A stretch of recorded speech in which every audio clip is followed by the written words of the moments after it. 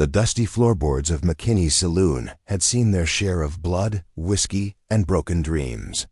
But on that scorching Tuesday afternoon in July 1883, they were about to witness something that would become legend in the town of Copper Ridge, Arizona Territory.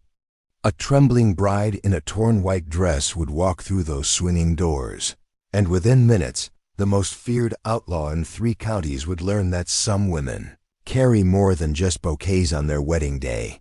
Before we jump back, tell us where you're tuning in from, and if this story touches you, make sure you're subscribed, because tomorrow I've saved something extra special for you. The morning sun blazed mercilessly over the red rocks surrounding Copper Ridge, casting long shadows across the main street where preparations for what should have been the town's grandest wedding were already underway. Eleanor Hartwell stood before the cracked mirror in her boarding house room, adjusting the delicate pearl buttons on her grandmother's wedding dress. At 24, she possessed the kind of quiet beauty that made men stumble over their words: auburn hair that caught fire in sunlight, emerald eyes that seemed to hold secrets, and a spine straight as a rifle barrel despite her modest demeanor. Her fingers trembled slightly as she fastened the last button, not from nervousness about marrying Thomas Whitmore, the town's most eligible banker, but from the weight of what she carried beneath the flowing silk of her skirts. Strapped to her thigh was a bullwhip her father had given her on her 16th birthday, before consumption claimed him 2 winters past. "A lady's got to protect herself in this territory," he'd said, teaching her to crack that whip with deadly precision until she could split a playing card at 15 feet. The wedding was set for noon at the whitewashed church on Elm Street, with the entire town invited to witness the union of Eleanor Hartwell and Thomas Whitmore. Eleanor's late father had been the town's beloved sheriff, and Thomas represented prosperity and respectability. Their marriage would unite 2 of Copper Ridge's most prominent families, bringing hope to a community that had seen too much hardship in recent years. As Eleanor made her way down the dusty street toward the church, her white dress trailing behind her like a cloud, she noticed the unusual quiet that had settled over the town. The usual bustle of morning commerce seemed muted, replaced by an undercurrent of tension that made her instincts prickle. Windows that should have been open were shuttered tight, and the few people visible on the street moved with hurried, fearful steps. Mrs. Abernathy, the baker's wife, rushed past with her eyes downcast, clutching a basket of bread rolls for the wedding reception. "Beautiful day for a wedding, dear," she murmured, but her voice carried none of its usual warmth. Eleanor noticed how the woman's hands shook as she adjusted her bonnet, and how her eyes kept darting toward the horizon beyond the town limits. The church bells began their joyous chiming as Eleanor approached the steps, but their melody seemed to clash with the atmosphere of dread that hung over Copper Ridge like smoke from a distant fire. Reverend Morrison stood at the church doors, his usually cheerful face creased with worry lines that hadn't been there the day before. His black suit was perfectly pressed, but his hands fidgeted with his Bible as if seeking comfort in its familiar. "Wait, Eleanor, my dear child," he said, his voice carrying forced cheer. "You look radiant." Thomas is a fortunate man indeed. But his eyes held a warning, a plea for her to perhaps reconsider, to turn around and seek safety elsewhere. The Reverend had heard the whispers, the rumors that had begun circulating before dawn about riders seen on the ridge, about the kind of men who brought death and destruction wherever they went. Inside the church, the guests sat in uncomfortable silence, their Sunday best unable to mask their anxiety. Thomas Whitmore stood at the altar, his tall frame rigid with tension beneath his expensive black suit. His dark hair was perfectly combed, his mustache precisely trimmed, but sweat beaded on his forehead despite the morning coolness. He represented everything proper and civilized about their growing town: education, commerce, progress. But today, civilization felt fragile as glassed out Eleanor walked down the aisle, her silk slippers silent on the wooden floor, her veil floating behind her like morning mist. The familiar faces of her neighbors smiled at her, but she could see the fear lurking behind their eyes. Something was wrong, terribly wrong, and the knowledge sat in her stomach like a stone dot as Reverend Morrison opened his worn Bible and began the ceremony, his voice carrying across the hushed congregation. Eleanor tried to focus on the words, on the promise of a new life, of security and respectability. But her father's training whispered in her ear, reminding her to trust her instincts, to stay alert even in moments of supposed safety. "Dearly beloved," the Reverend began, "we are gathered here today to witness the union of Eleanor Hartwell and Thomas Whitmore in holy matrimony. Marriage is an institution ordained by God, a sacred bond between two souls who choose to walk life's path together through joy and sorrow, prosperity and adversity." The words washed over Eleanor like a gentle stream, but underneath their comfort, she felt the current of something darker. Thomas reached for her hand, his palm damp with perspiration, and she noticed how his eyes kept darting toward the windows, toward the doors, as if expecting unwelcome visitors. "If anyone knows of any reason why these two should not be joined in marriage, let them speak now or forever hold their peace," Reverend Morrison continued, his voice faltering slightly on the traditional words that suddenly seemed to carry ominous weight. The silence stretched taut as a bowstring, filled with the kind of tension that precedes thunder. Eleanor felt her heart hammering against her ribs, felt the familiar weight of the whip against her leg, and wondered why her father's gift seemed more important today than her wedding bouquet. Then, as if summoned by the very fears that plagued the congregation, the sound of approaching hoofbeats echoed through the desert air. Not the gentle clip-clop of a single horse, but the thunderous drumming of multiple riders moving fast and hard toward Copper Ridge. The sound grew louder, more insistent, until even the thick adobe walls of the church couldn't muffle its menacing rhythm. Thomas's hand tightened on Eleanor's, his knuckles white with strain. "Perhaps we should continue," he whispered urgently to Reverend Morrison, his voice barely audible above the growing thunder of approaching horses. Quickly now, but the Reverend's face had gone pale as fresh snow, his eyes wide with recognition of that particular sound, the sound of men who rode with purpose, with violence, with the kind of intent that spelled doom for peaceful settlements like Copper Ridge. The hoofbeats crescendoed, then stopped abruptly just outside the church. The silence that followed was worse than the noise had been, pregnant with possibilities that made Eleanor's blood run cold. She could hear voices now, rough and crude, the kind of voices that belonged to men who took what they wanted and left destruction in their wake. "Well, well," came a voice from outside, carried clearly through the summer air. "Looks like we've stumbled onto a wedding party. How convenient." Eleanor recognized the tone immediately, the lazy drawl of a man accustomed to being feared, who found amusement in the terror of others. Her father had described such men in his stories of the frontier, men who lived outside the law and found sport in the suffering of decent folks. Through the stained glass windows, she could see shadows moving, hear the jingle of spurs, the creak of leather, the ominous click of weapons being checked and readied. The wedding guests began to stir restlessly, mothers pulling their children closer, men reaching instinctively for guns they'd left at home in deference to the sacred occasion. "Maybe they'll just move on," Thomas whispered, his voice tight with hope and fear. "Maybe they're just passing through." But Eleanor knew better. Men like these didn't just pass through during wedding celebrations. They smelled opportunity, vulnerability, the chance to take what they wanted from people too civilized to fight back effectively. Her father's lessons echoed in her mind. When predators smell weakness, they strike. The only language they understand is strength.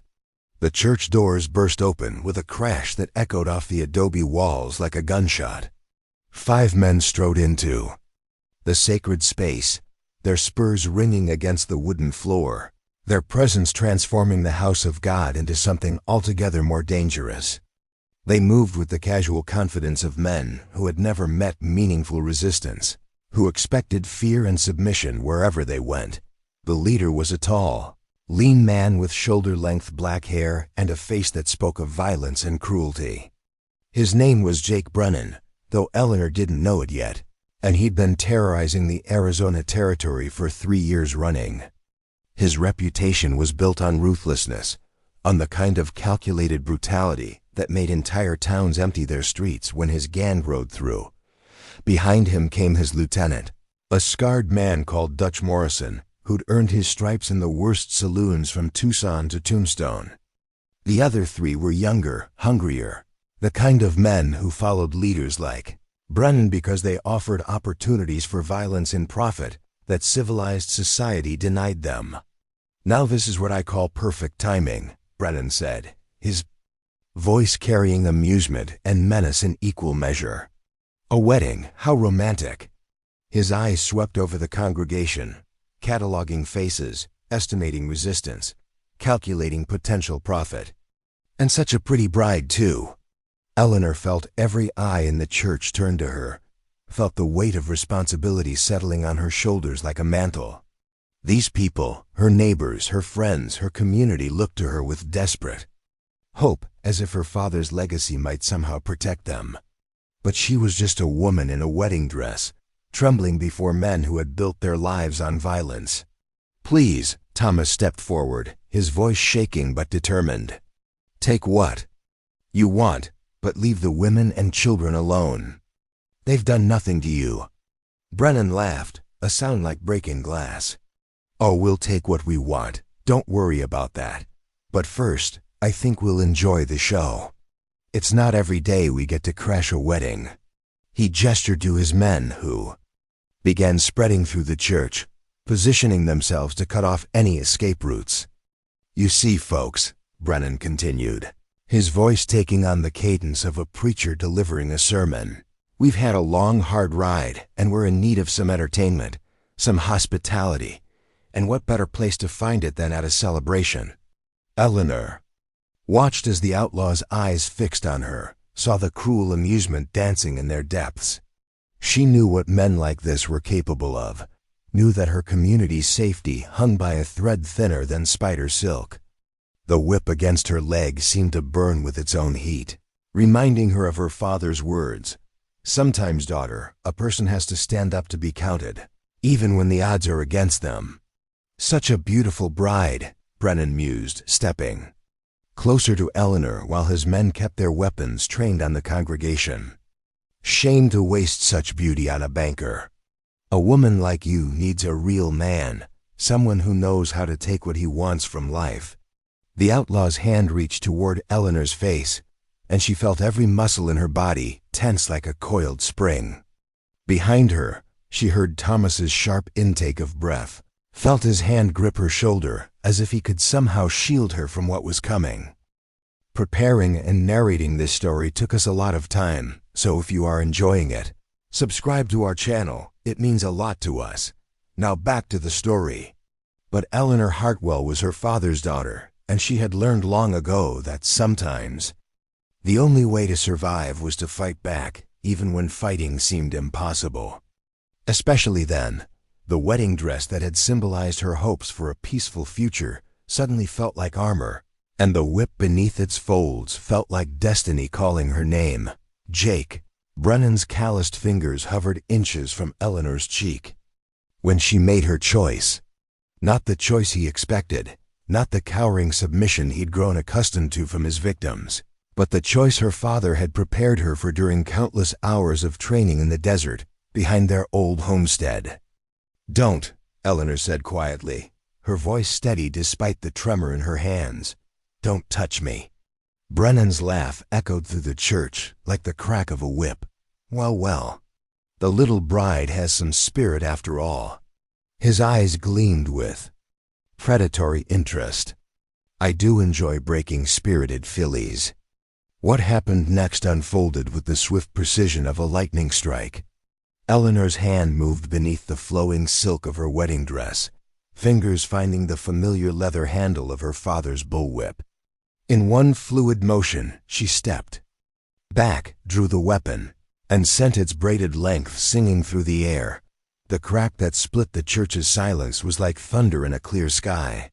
Brennan's hat flew from his head, spinning through the air to land at the feet of Dutch Morrison, who stood frozen in shock. A thin line of blood appeared across the outlaw leader's forehead, where the whip's tip had kissed his skin with surgical precision. The church erupted into chaos. Women screamed, children cried, and men who had been paralyzed by fear suddenly found their courage. But Eleanor stood calm at the center of the storm, her wedding dress now transformed from symbol of vulnerability into battle garb, the whip coiled and ready in her steady hands. "You made a mistake coming here," Eleanor said, her voice carrying the authority her father had once wielded as sheriff. "This is a house of God, and these are good people under my protection." Brennan touched his bleeding forehead, his expression shifting from amusement to something far more dangerous.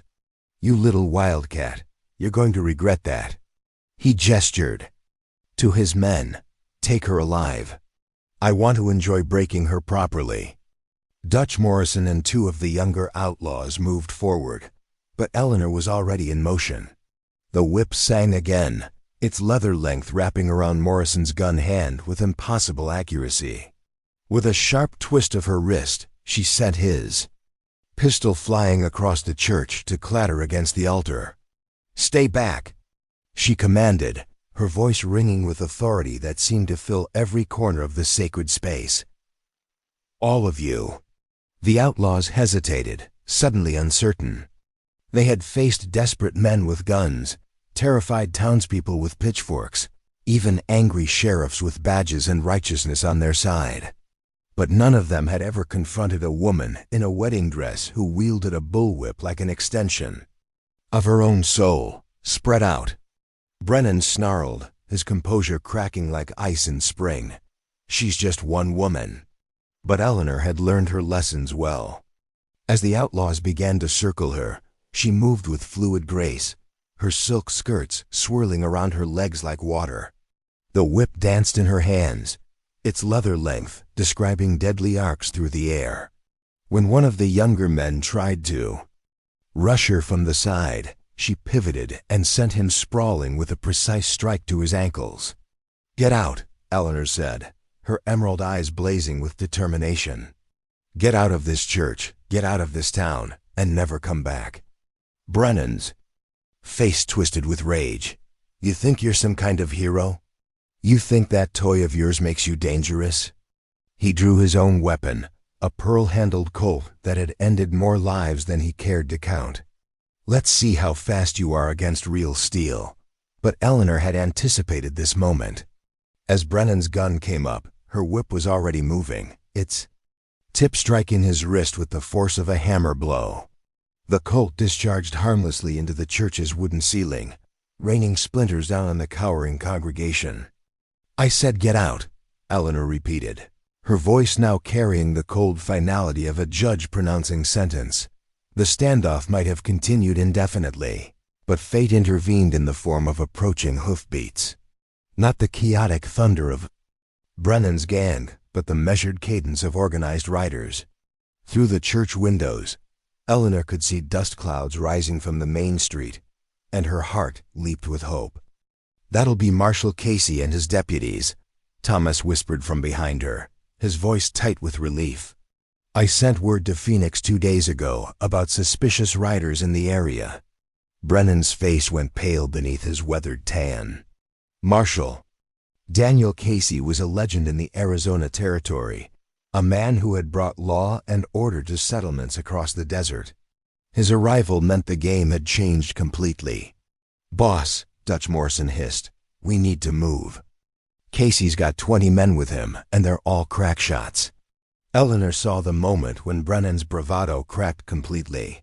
The outlaw leader's eyes darted from window to window, calculating odds, measuring escape routes.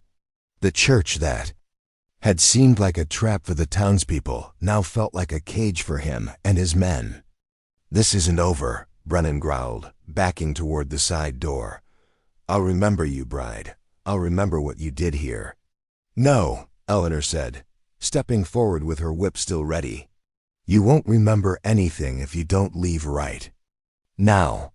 The threat in her voice was unmistakable, and for the first time since entering the church, Jake Brennan looked genuinely afraid. Not of the approaching marshal, not of the townspeople, but of the woman in the wedding dress who had just proven that appearances could be deadlier than any weapon.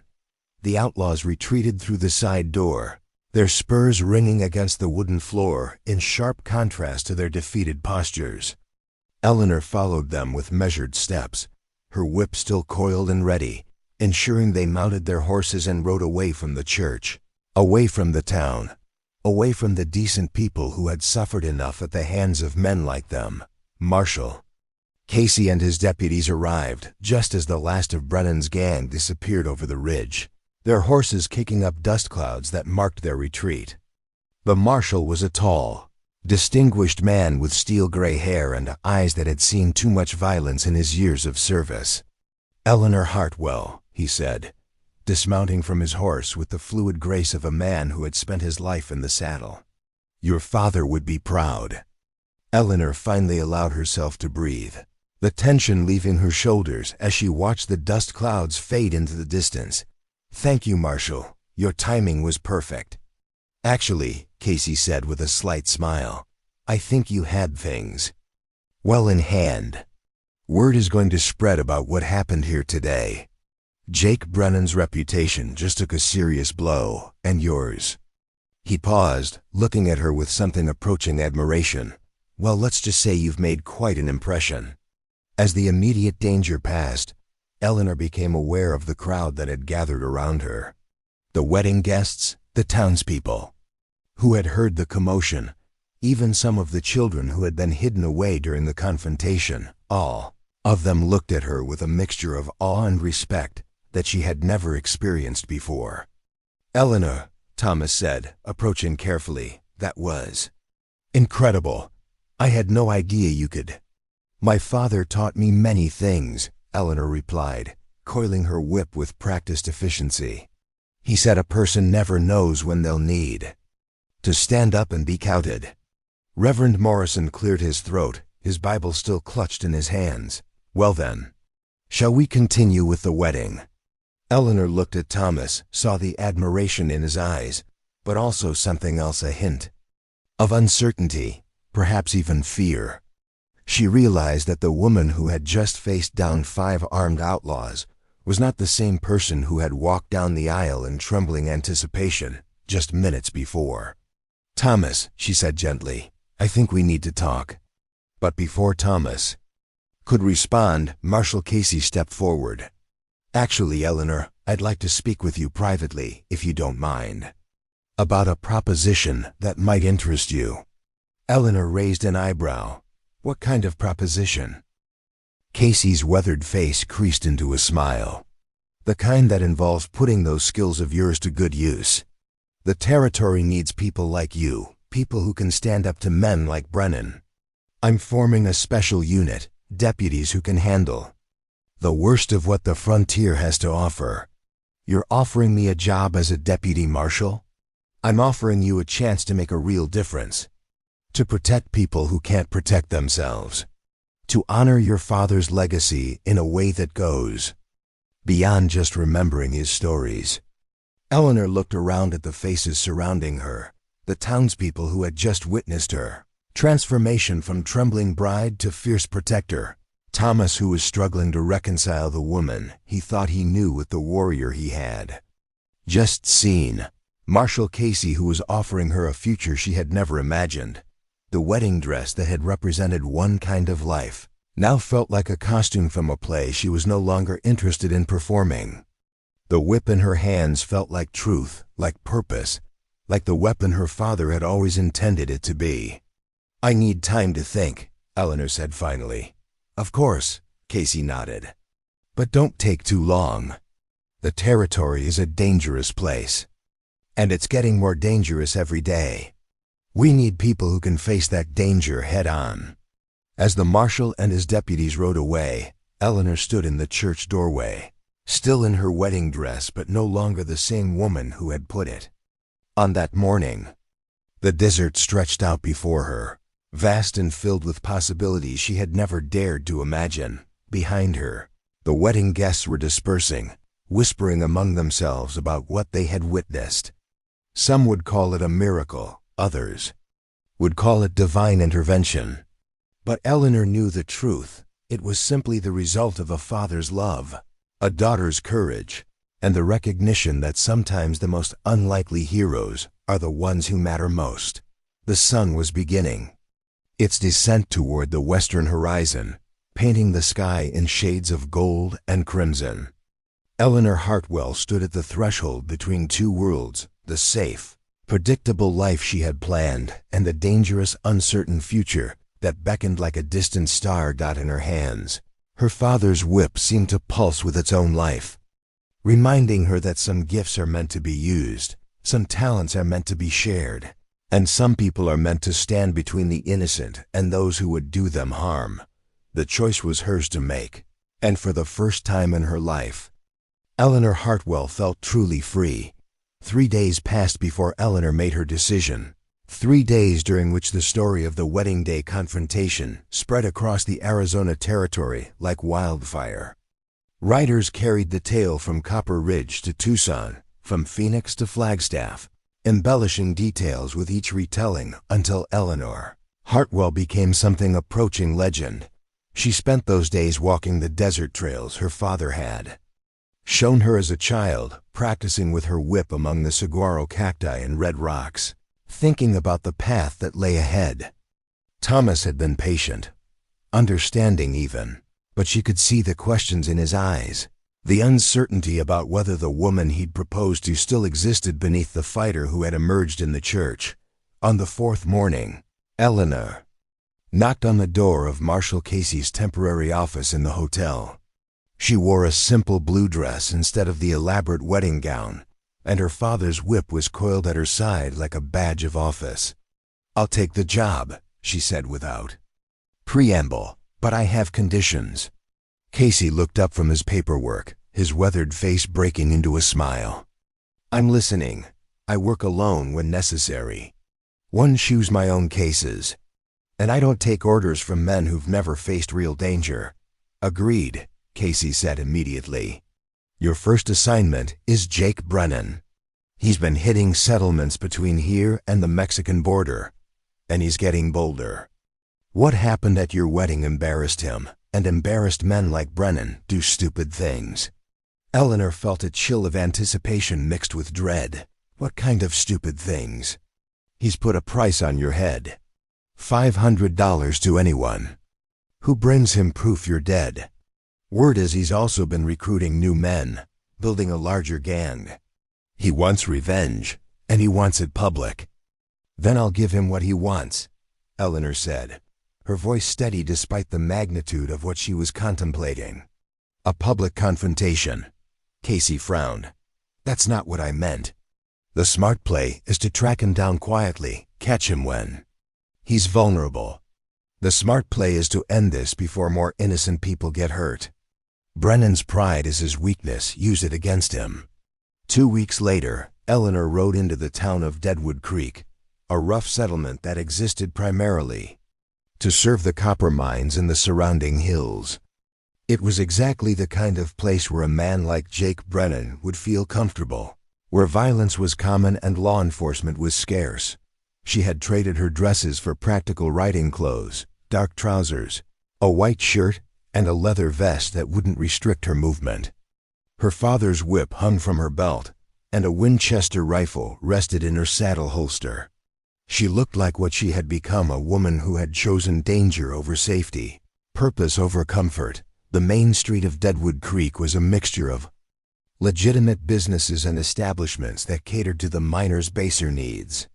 Saloons, gambling houses, and brothels dominated the landscape, their false fronts and painted signs creating an illusion of civilization that fooled no one. Eleanor dismounted outside McKinney's Saloon, the largest and most notorious drinking establishment in town. If Brennan was in Deadwood Creek, this was where she would find him. She tied her horse to the hitching post and walked through the batwing doors with the confidence of someone who belonged, The saloon was exactly what she expected: dim, smoky, and filled with the kind of men who made their living through violence and intimidation. Conversation stopped as she entered, and she felt dozens of eyes assessing her, measuring her, trying to determine if she was prey or predator. "Well, well," came a familiar voice from the far corner of the room. "Look what the desert wind blew." Jake Brennan sat at a corner table, his back to the wall, surrounded by 8 men who looked even more dangerous than his original gang. His forehead still bore the scar from her whip, a thin white line that seemed to glow in the lamplight. "I hear you've been looking for me," Eleanor said, walking slowly across the room. Her hand rested casually near her whip, and she noticed how the other patrons began edging away from what they sensed was about to become a battlefield. "Oh, I've been doing more than looking," Brennan replied, rising from his chair. "I've been planning, dreaming, imagining all the ways I'm going to make you pay for what you did to me." "Here I am," Eleanor said simply. "No church full of innocent people, no marshal's deputies riding to the rescue. Just you, me, and whatever courage you can muster." Brennan's laugh was ugly, filled with malice, and promised violence. "Courage? You think this is about courage? This is about respect. About showing every 2-bit settlement in the territory what happens when someone embarrasses Jake Brennan. The only thing you've shown anyone is that you're a coward who preys on wedding parties and church congregations," Eleanor replied, her voice carrying clearly through the now silent saloon. "A real man wouldn't need 8 others to face one woman." The insult hit its mark. Brennan's face flushed red with anger, and she could see his hand moving toward his gun. "You want to do this alone? Fine. Boys, stay out of this. I want to kill her myself." Eleanor smiled, a cold expression that would have chilled the blood of anyone who truly understood what it meant. "I was hoping you'd say that." What followed was a dance as old as the frontier itself, the careful choreography of 2 skilled fighters preparing for mortal combat. Brennan's hand hovered over his gun, while Eleanor's fingers traced the handle of her whip. The saloon held its breath, waiting for the moment when violence would explode like a summer thunderstorm. "You know," Brennan said conversationally, "I've killed 17 men in fair fights. 17 souls who thought they were faster than Jake Brennan. What makes you think you're any different?" "Because I'm not fighting to prove how fast I am," Eleanor replied. "I'm fighting to prove how slow you are." The words were barely out of her mouth when Brennan's hand moved toward his gun. But Eleanor was already in motion, her whip singing through the smoky air with lethal precision. The leather length wrapped around Brennan's wrist, just as his fingers touched the pearl handle of his Colt, yanking his arm away from his body with such force that she heard something pop. Brennan screamed in pain and fury, his gun clattering to the floor, but Eleanor wasn't finished. With a sharp twist of her wrist, she sent the whip's tip cracking toward his face. He threw himself backward, narrowly avoiding the strike that would have opened his cheek to the bone. 8 years of practice, Eleanor said, advancing on the now weaponless outlaw. Every day at dawn, every evening at sunset. My father taught me that skill beats speed every time. Brennan scrambled across the floor, reaching for his fallen gun. But Eleanor's whip cracked again, sending the weapon skittering under a nearby table. The outlaw leader looked up at her with something approaching terror in his eyes. "Please," he gasped, cradling his injured wrist. "I give up, you win." Eleanor stood over him, her whip coiled and ready. Do you really give up, or are you just waiting for another chance to hurt innocent people?" "I give up. I swear on my mother's grave I give up." Eleanor studied his face, seeing the fear there, but also the calculation. Jake Brennan was a man who had spent his life lying to survive, and she doubted he would start telling the truth now just because he was afraid. "Stand up," she ordered. Brennan struggled to his feet, his injured wrist held protectively against his chest. Around them, the saloon patrons watched in stunned silence, witnessing the complete humiliation of a man who had terrorized the territory for years. "Turn around," Eleanor commanded. "What? Turn around. Face the wall." Brennan hesitated, then slowly turned his back to her. Eleanor stepped forward and, with practiced efficiency, used her whip to bind his hands behind his back. The leather strips held him as securely as iron shackles. "Now," Eleanor said, her voice carrying to every corner of the saloon, "you're going to walk out of here with me. You're going to get on a horse, and you're going to ride to Phoenix, where you'll surrender to the territorial marshal. And if you ever threaten another innocent person, I'll find you. And next time, I won't be so merciful." "You can't." Just one of Brennan's men started to object. Reaching for his gun, Eleanor's whip cracked like thunder, and the man's weapon flew from his hand before he could clear leather. "Anyone else want to discuss this?" she asked pleasantly. The silence that followed was absolute. Even the piano player, who had been pecking out a melancholy tune in the corner, had stopped to stare at the scene unfolding before him. "I didn't think so," Eleanor said. She turned to the bartender, a heavy-set man with nervous eyes. "I'll need a horse for my prisoner. Bill it to the territorial marshal's office." The bartender nodded rapidly. "Yes, ma'am. Right away, ma'am." As Eleanor prepared to leave the saloon with her captive, she noticed something that made her pause. In the corner booth where Brennan had been sitting, she saw a familiar face, Dutch Morrison, the scarred lieutenant who had been with Brennan at the church. But instead of hostility, she saw something else in his eyes, respect. "Morrison," she sighed, acknowledging him with a slight nod. "Ma'am," he replied, touching the brim of his hat. That was impressive. "Are you planning to follow your boss to Phoenix?" Morrison considered the question for a long moment. "I'm thinking maybe it's time to find a new line of work. Something with better prospects and less likelihood of running into folks like you." Eleanor smiled at that. Smart man. As she led Jake Brennan out of the saloon, she could feel the eyes of everyone in Deadwood Creek upon her. Word of what had happened would spread quickly, adding another chapter to the growing legend of Eleanor Hartwell, the woman who had brought down the most feared outlaw in the territory with nothing but skill, courage, and her father's whip. The ride to Phoenix took 3 days, during which Brennan alternated between sullen silence and bitter complaints about his treatment. Eleanor ignored his protests, focusing instead on the landscape around them, the vast desert that her father had loved, the mountains that stood like silent sentinels against the sky, the subtle signs of civilization that marked humanity's slow conquest of the wilderness. On the evening of the second day, as they camped beside a small creek, Brennan finally asked the question that had been haunting him since the saloon. "Why didn't you kill me?" Eleanor looked up from the fire she was tending. "Because killing you wouldn't have solved anything. Dead martyrs inspire followers. Live cowards discourage them." "You really think I'm a coward?" "I think you're a man who chose the easy path," Eleanor replied. "Taking from others instead of building something yourself. Spreading fear instead of earning respect. That's not evil, it's just lazy." Brennan stared into the fire, his expression thoughtful. "Your father really teach you all that?" "My father taught me that every person has a choice. You can make the world a little better or a little worse. You chose worse, but that doesn't mean you can't choose differently next time." "And if I don't? If I go back to my old ways once I get out of prison?"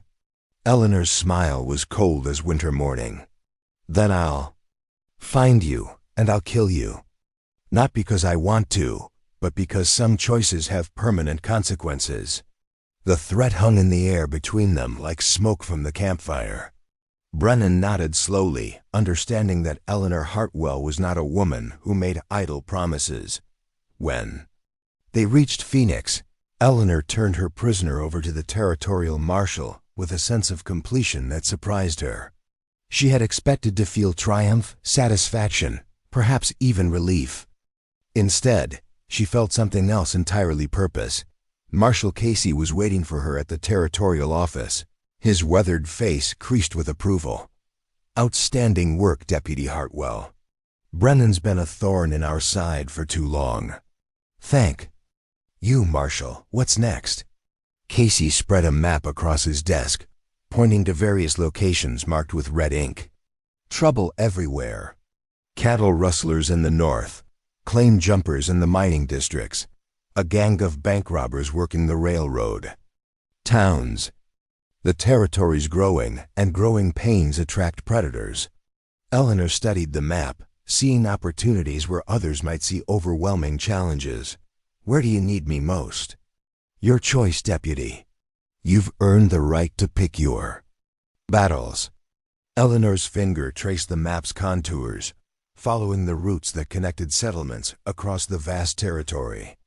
Somewhere out there, innocent people were facing the same terror that had once threatened Copper Ridge. They needed someone who understood that. Courage wasn't the absence of fear, it was the decision to act despite fear. "I'll take them all," she said finally, one at a time. Casey raised an eyebrow. "Ambitious and dangerous. My father used to say that the only thing necessary for evil to triumph is for good people to do nothing." Eleanor looked up from the map, her emerald eyes blazing with determination. "I'm not planning to do nothing." Outside the marshal's office, the sun was setting over the desert, painting the sky in shades of gold and crimson. Eleanor Hartwell stood at the window, watching the light fade, thinking about the path that had brought her here from Trembling. Bride to territorial deputy, from protected daughter to protector of others. Somewhere in the distance, a coyote howled, its voice carrying across the vastness of the Arizona territory. It was a sound that might have frightened her once, but now it seemed like a welcome, a recognition from the wilderness that she had found her place in the world. The whip at her side felt warm against her leg, a reminder of her father's love and the skills he had passed down to her. Tomorrow would bring new challenges, new dangers, new opportunities to make a difference. But tonight, Eleanor Hartwell was content to stand at the edge of the frontier, watching the stars emerge in the darkening sky, ready for whatever adventures awaited her in the vast, untamed territory she had sworn to protect.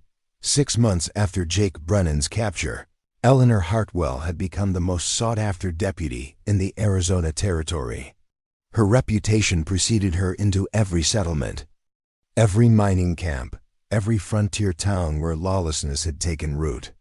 The newspapers from Tucson to Denver carried stories of her exploits, often embellished beyond recognition, but always centered on the same truth. She was a woman who got results.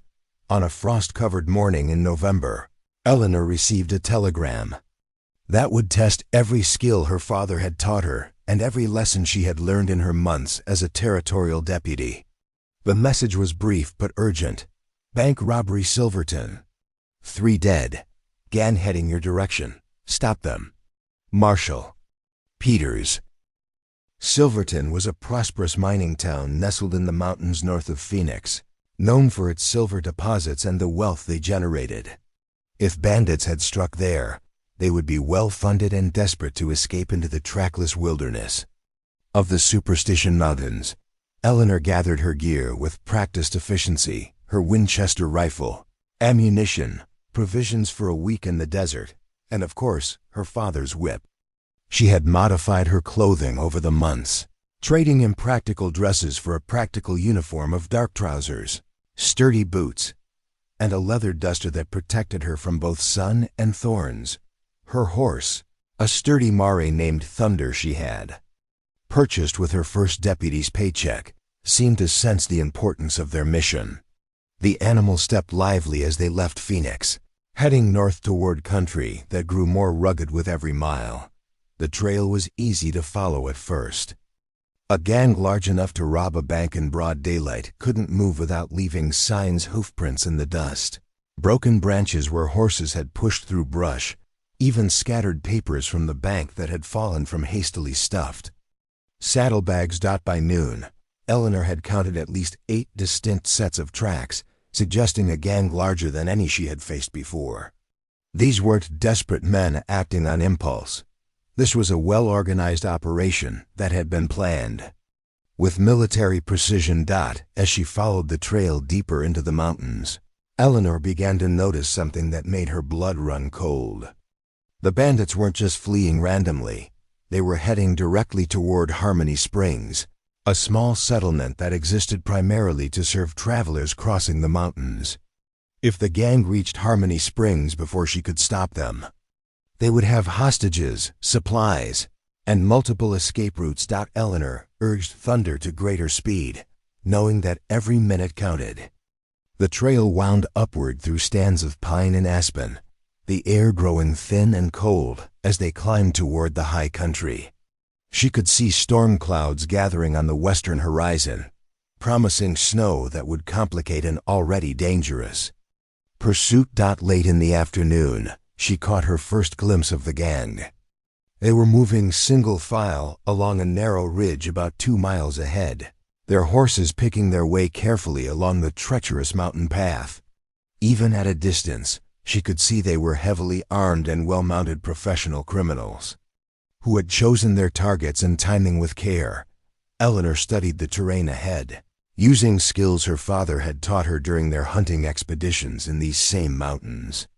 There was a natural choke point where the trail narrowed between 2 towering rock formations, a place where a single person with the right skills could stop an entire gang. She pushed Thunder hard for the next hour, using her knowledge of the mountain trails to take shortcuts the gang couldn't access. Her plan was audacious, perhaps even foolhardy, but it was the only way to prevent the bandits from reaching Harmony Springs. As the sun began to set behind the storm clouds, Eleanor reached the narrow pass she had identified on her map. The trail here was barely wide enough for a single horse, with sheer cliff faces rising on both sides. If she could position herself correctly, she could force the gang into a confrontation on her terms. Eleanor dismounted and led Thunder to a sheltered position behind a massive boulder. She checked her weapons one final time, then climbed to a rocky ledge that overlooked the narrow trail.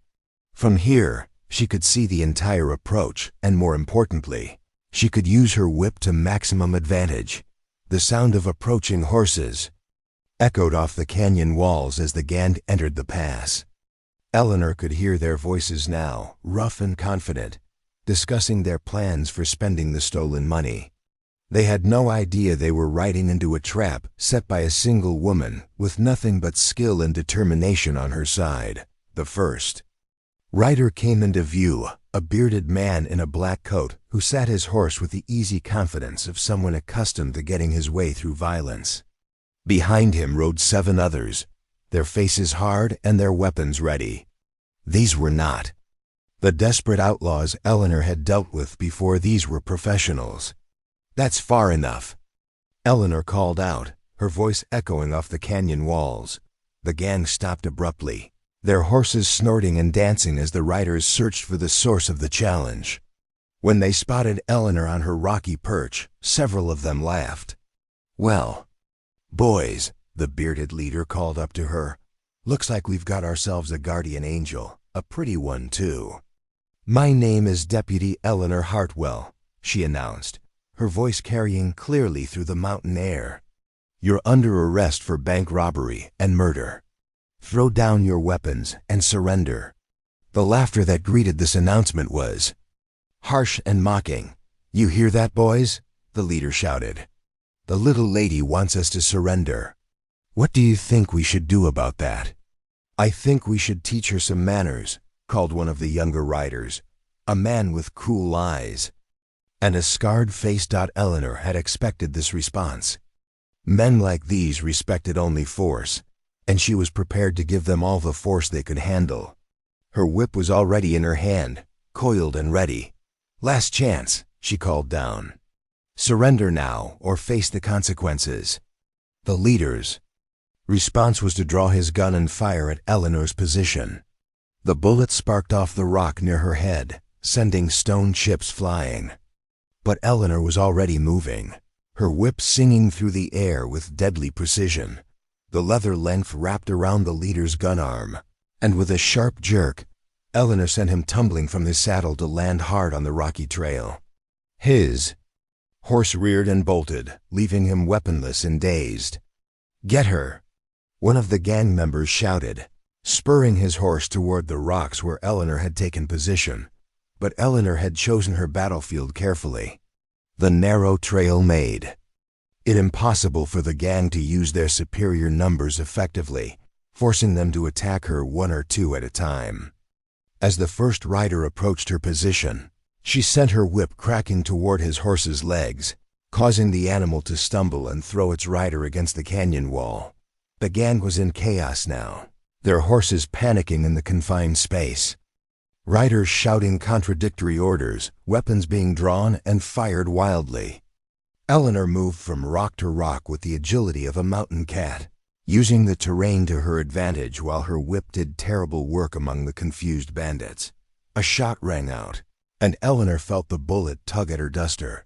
She spun and saw one of the gang members taking careful aim for a second shot. Her whip lashed out faster than thought, wrapping around the man's throat and yanking him from his saddle. "She's not human," one of the remaining bandits screamed. "She's some kind of demon."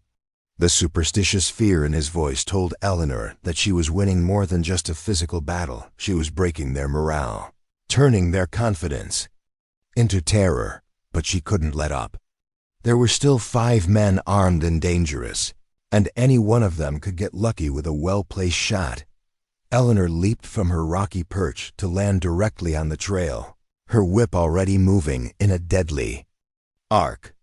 The remaining gang members found themselves facing something they had never encountered, a single opponent who seemed to be everywhere at once, whose weapon could strike from impossible distances with surgical precision. Within minutes, it was over. The gang leader lay unconscious against a boulder, his men either similarly unconscious or nursing injuries that left them unable to continue fighting. Their weapons were scattered across the rocky trail, and their horses had fled into the gathering darkness. Eleanor stood among the defeated bandits, breathing hard but uninjured. Her whip was still in her hand, ready for action, but there was no one left to fight. She had done the impossible single-handedly, defeated 8 armed men in their own element. As she began the process of binding her prisoners with rope from their own saddlebags, Eleanor heard the sound of approaching hoofbeats. For a moment, she tensed, wondering if there were more gang members she had missed. But the riders who emerged from the darkness wore the badges of territorial deputies. "Deputy Hartwell?" called a familiar voice. Marshal Casey rode into view, followed by 4 of his best men. "We got your message and came as fast as we could." Eleanor looked up from her work, surprised. "My message?" "The telegram you sent from the relay station. Said you were pursuing the Silverton gang into the mountains and might need backup." Eleanor frowned. She hadn't sent any telegram, hadn't stopped at any relay station. Then understanding dawned, and she smiled despite her exhaustion. "That wasn't from me, Marshal. That was from someone who knew I might need help but was too proud to ask for it myself." Casey dismounted and surveyed the scene. 8 unconscious or groaning bandits, scattered weapons, and one woman with a coiled whip who looked like she could take on 8 more without breathing hard. "Remind me never to get on your bad side," Casey said with genuine admiration. "How did you manage this?" "My father used to say that it's not the size of the dog in the fight that matters, it's the size of the fight in the dog." Eleanor gestured to the defeated gang. These men were bigger, stronger, and better armed. But they weren't fighting for anything more important than money. And what were you fighting for? Eleanor looked toward the north, where the lights of Harmony Springs twinkled in the distance. For people who deserve to sleep safely in their beds. For children who shouldn't have to fear strangers riding into town. For the idea that civilization means something more than just the strongest taking whatever they want. As the deputies loaded the unconscious bandits onto their horses for the trip back to Phoenix, Marshal Casey pulled Eleanor aside. "There's something you should know. Word came in this morning. Jake Brennan escaped from the territorial prison. Eleanor felt a chill that had nothing to do with the mountain air. When? 3 days ago. He killed 2 guards and disappeared into the desert. There's been no trace of him since. Eleanor nodded grimly. She had known this day would come, had sensed it in the way Brennan looked at her during their ride to Phoenix, the calculation behind his apparent surrender. A man like Jake Brennan didn't give up easily, and he certainly didn't forgive public humiliation. "He'll come for me," Eleanor said matter-of-factly. "It's a matter of pride with him now. We can offer you protection. Station deputies, no." Eleanor's voice was firm. "Running and hiding isn't what my father trained me for. If Brennan wants a reckoning, I'll give him one. But it will be on my terms, not his." Casey studied her face in the moonlight, seeing the determination there, the acceptance of what was to come. "You know, this isn't just about you anymore. You've become a symbol to people across the territory. What happens to you matters to them. Then I'd better make sure nothing happens to me." Eleanor replied with a smile that was equal parts confidence and steel dot as the party began their descent from the mountains. Eleanor rode at the rear, her mind already working on the problem of Jake Brennan. The escaped outlaw would be planning something spectacular, something that would restore his reputation and satisfy his thirst for revenge. She would need to be ready for anything. Behind them, snow began to fall, covering the scene of Eleanor's latest victory with a blanket of pristine white. But ahead lay challenges that would test not just her skills with a whip, but her courage, her intelligence, and her commitment to the principles her father had taught her. The legend of Eleanor. Hartwell was growing with each passing month, but legends came with a price. She was no longer just a woman trying to make a difference. She was a target for every outlaw who wanted to make his reputation by defeating the famous deputy with the whip dot. As they rode through the snowy night toward Phoenix, Eleanor touched the handle of her father's whip and silently renewed the promise she had made at his grave. She would protect the innocent, uphold the law, and face whatever dangers awaited her with the courage he had taught her, even if it meant facing Jake Brennan one final time in a confrontation that would determine not just her fate, but the future of law and order in the Arizona Territory. The message arrived at dawn, delivered by a boy no older than 12 who rode a lathered horse and spoke in breathless gasps. Eleanor was cleaning her gear in the marshal's office when the child burst through the door, his eyes wide with terror and desperation. "Deputy Hartwell, you gotta come quick. They got my sister." Eleanor looked up from oiling her rifle, immediately alert. "Slow down, son. Tell me what happened." The boy, who introduced himself as Timothy Caldwell from the settlement of Cedar Falls, poured out his story between gulps of water. A gang of men had ridden into their town before sunrise, taking hostages and making demands. But this wasn't a typical robbery or raid. They had asked specifically for Eleanor Hartwell, and when told she wasn't there, they had taken Timothy's 15-year-old sister Sarah as insurance. "They said to tell you that Jake Brennan's waiting," Timothy gasped. "Said you got 3 days to come to Cedar Falls alone, or they start killing folks one by one, starting with Sarah." Eleanor felt ice form in her veins. Brennan had made his move, and he had chosen his battlefield carefully. Cedar Falls was a small farming community 40 miles northeast of Phoenix, isolated enough that no help could arrive quickly, but populated enough to provide plenty of innocent victims for Brennan's twisted games. "How many men?" Eleanor asked, already beginning to formulate a plan. 8, maybe 9. All armed heavy, and they got the whole town scared senseless. "My paya sent me here as soon as they let folks know their demands." Marshal Casey entered the office just in time to hear Timothy's report. His weathered face went grim as he absorbed the implications. "It's a trap, Eleanor. Brennan's counting on your sense of honor to walk right into his hands." "Of course it's a trap," Eleanor replied, checking the action on her Winchester. "But that doesn't change what I have to do. There are innocent people in danger. Then we go in force. I can have 20 deputies ready to ride within the hour." Eleanor shook her head.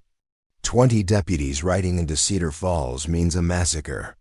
Brennan's not bluffing about killing hostages. It's exactly the kind of thing he'd enjoy. This has to be handled delicately.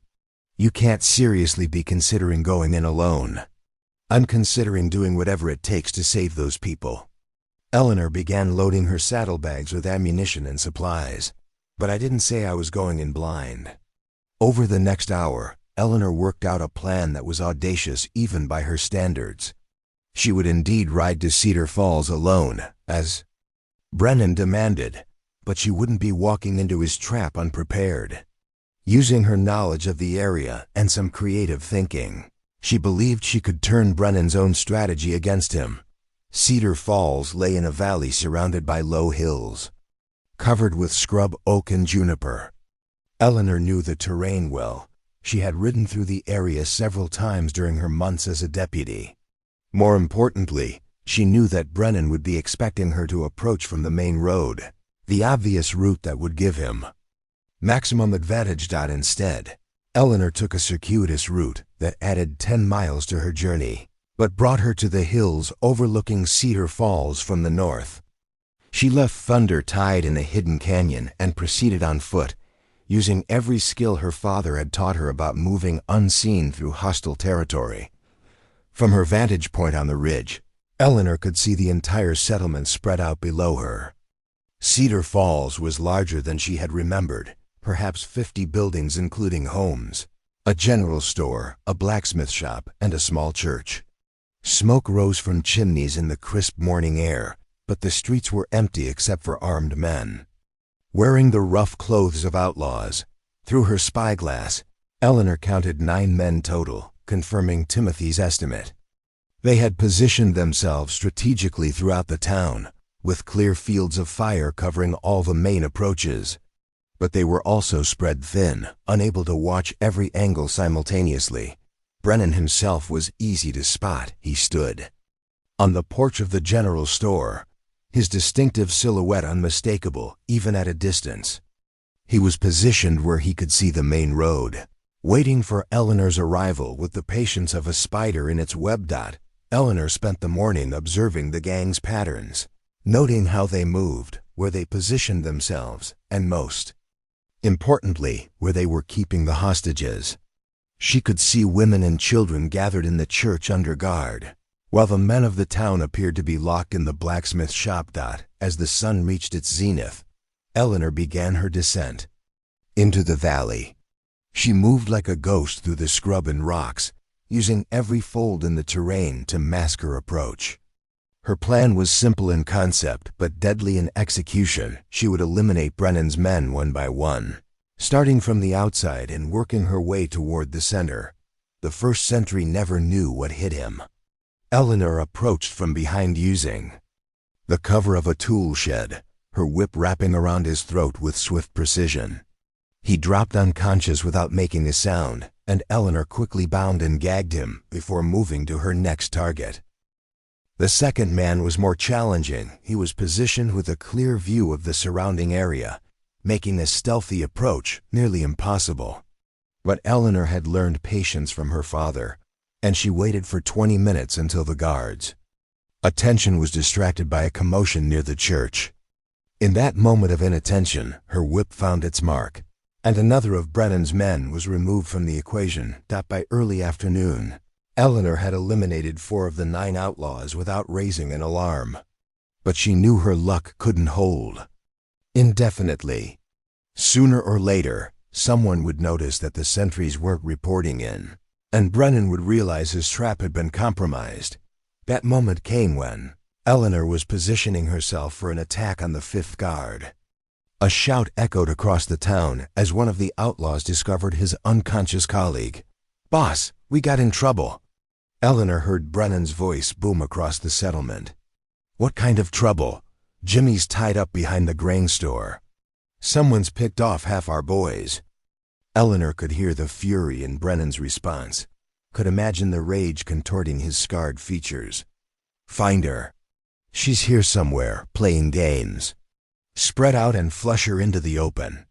The remaining outlaws began moving through the town with weapons drawn, searching every building, every hiding place, every shadow where an enemy might lurk. Eleanor knew her time for stealth was over. Now it was time for the direct confrontation. Brennan had been craving. She emerged from cover near the church, her whip coiled and ready, her rifle slung across her back. The sight of her standing calmly in the middle of the street brought shouts from the searching outlaws. "There she is! Get the boss! Surround her!" But Eleanor wasn't the same trembling bride who had faced Brennan in the church months ago. She was a seasoned fighter now, a woman who had faced down countless dangerous men and emerged victorious. When the first outlaw raised his gun, her whip was already moving. The leather length cracked like thunder, wrapping around the man's gun arm and sending his weapon flying. Before he could recover, Eleanor was in motion, rolling behind a water trough as bullets began flying from multiple directions. "Careful, you idiots!" Brennan's voice carried clearly across the chaos. "I want her alive. Kill her too quick and you'll rob me of my fun." Eleanor used the outlaw's restraint against them, emerging from cover to strike with her whip before disappearing again. One by one, she systematically disabled Brennan's remaining men, using her superior knowledge of the town's layout and her father's training in guerrilla tactics. Finally, it was just the two of them, Eleanor standing in the dusty main street, Brennan emerging from the general store with his gun drawn but not yet aimed. The hostages pressed against the church windows, watching the confrontation that would determine their fate. "Well, well," Brennan said, his voice carrying the same mocking tone that had infuriated Eleanor months ago. "The famous Deputy Hartwell, you're even prettier when you're angry. Let the hostages go, Brennan. This is between you and me." "Oh, I'll let them go. After I finish what I should have done in that church. After I show this whole territory what happens to women who don't know their place." Eleanor could see the madness in Brennan's eyes, the obsession that had driven him to escape from prison and orchestrate this elaborate revenge. He wasn't just angry about being defeated. He was genuinely offended that a woman had bested him. And he intended to restore his damaged pride through violence and humiliation. "Your problem, Brennan, is that you still don't understand what happened in that church," Eleanor said, beginning to circle slowly to her left. "You think it was about luck or surprise or some kind of trick, wasn't it?" Brennan matched her movement, keeping his gun trained on her but not yet firing. It was about a preparation meeting opportunity, about skill defeating arrogance, about a person who knew what she was fighting for facing someone who was just fighting for his ego. Brennan's face twisted with rage. Enough talking. Time to his ease. Hand moved toward his gun, but Eleanor was already in motion. 8 months of constant practice had honed her reflexes to razor sharpness. Her whip sang through the air, its tip striking Brennan's wrist with the force of a sledgehammer. The outlaw screamed and dropped his weapon, cradling his injured hand against his chest. But unlike their first encounter, Eleanor didn't stop there. The whip cracked again, wrapping around Brennan's legs and sending him crashing to the ground. "Stay down," Eleanor commanded, standing over the fallen outlaw with her whip ready to strike again. But Brennan wasn't finished. With his good hand, he pulled a hidden knife from his boot and lunged at Eleanor's legs. She stepped aside at the last moment, but the blade caught the leather of her chaps, slicing through the tough material like paper. Eleanor stumbled but kept her footing, her whip already moving in a defensive pattern. Brennan pressed his attack, the knife weaving deadly patterns in the air between them. He might have been defeated twice before, but he was still a dangerous man with nothing left to lose. The fight that followed was vicious and desperate. Brennan had abandoned all pretense of taking Eleanor alive. Now he simply wanted to kill her before his strength gave out. Eleanor found herself fighting for her life against an opponent who had been pushed beyond the bounds of sanity by repeated humiliation. The knife came within inches of her throat before Eleanor's whip wrapped around Brennan's wrist, stopping. The blades advance. But the outlaw's desperation gave him strength, and he managed to grab the whip's handle with his free hand, trying to wrench it from Eleanor's grasp. For a moment, they struggled over the weapon that had become the symbol of Eleanor's authority. Brennan's face was inches from hers, his breath hot and foul, his eyes wild with the light of madness. "Should have killed me when you had the chance," he gasped. "I don't kill unless I have to," Eleanor replied, then drove her knee into his injured wrist. Brennan's scream echoed off the buildings as his grip on both knife and whip loosened. Eleanor twisted away, regaining control of her weapon, and struck with all the skill her father had taught her. The whip's tip caught Brennan across the temple with surgical precision, and the notorious outlaw collapsed to the dust finally and permanently defeated. Eleanor stood over Brennan's unconscious form, breathing hard but victorious. Around her, the people of Cedar Falls began emerging from their hiding places, their faces showing a mixture of relief, gratitude, and awe. Timothy Caldwell came running from the church, tears streaming down his face. "You did it. You saved Sarah. You saved all of us." Eleanor smiled at the boy, remembering another young person who had once looked at her father with the same mixture of hero worship and genuine affection. "Your sister's safe, Timothy. They're all safe." As the townspeople began the process of freeing their neighbors and securing Brennan's gang, Eleanor walked to the edge of town and looked out over the valley.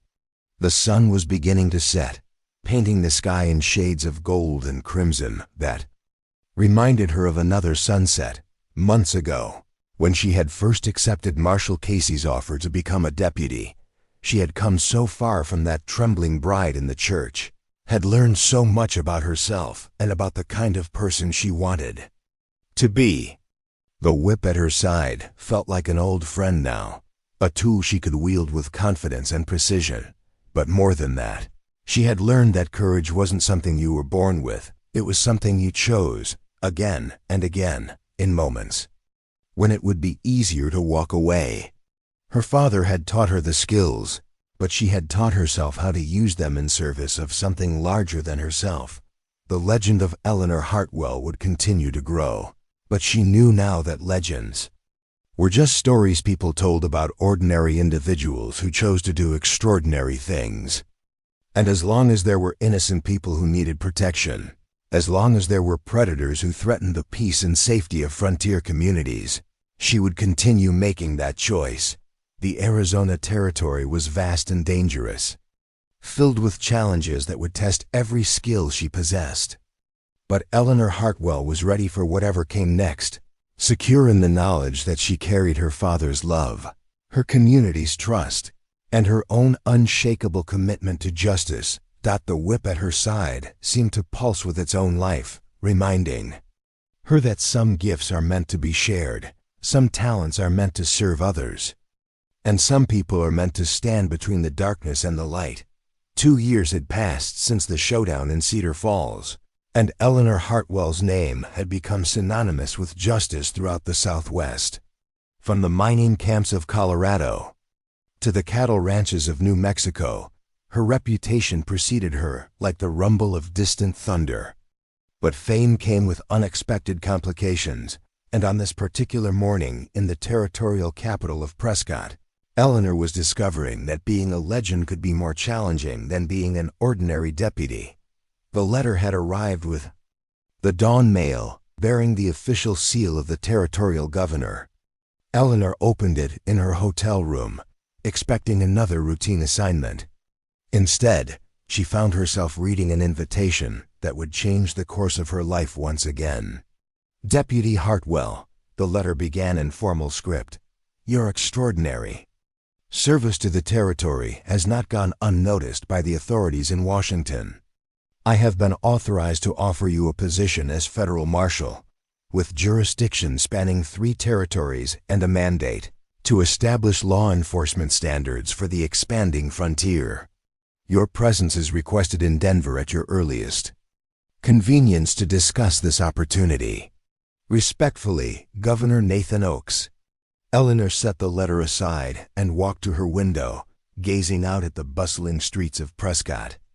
The territorial capital had grown dramatically since her first visit, with new buildings rising weekly and the constant flow of settlers, merchants, and fortune seekers that marked a territory on the verge of statehood. The offer was tempting: more authority, greater resources, the chance to influence law enforcement policy across the entire frontier. But it would also mean leaving Arizona, abandoning the communities that had come to depend on her, trading the personal connections she had built for the impersonal machinery of federal bureaucracy. Her contemplation was interrupted by a sharp knock on her door.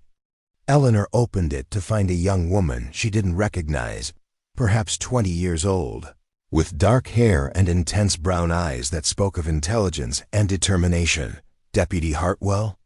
My name is Maria Vasquez. I need your help."